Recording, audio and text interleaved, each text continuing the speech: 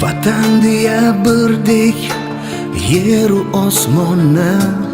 Assalomu alaykum hurmatli Qashqadaryo tumani ichki ishlar xodimlari va harbiy xizmatchilari. Sizlarni Infolib O'zbekiston 2025 14-milliy axborot kutubxona haftaligida ishtirok etayotganingizdan g'oyatda xursandman. Sizlarga o'z minnatdorchiligimizni bildiramiz.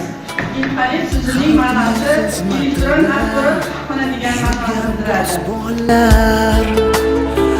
Borligingiz uchun musaffo osmon, kecha-yu kunduz hech tinim bilmay xavfga tik qaraydi, og'riqni sezmay. Tinchlik uchun, el uchun, vatan uchun, xalq uchun xizmat o'tar g'urur bilan, jon bilan, vijdon bilan, ichki ishlar o'g'loni.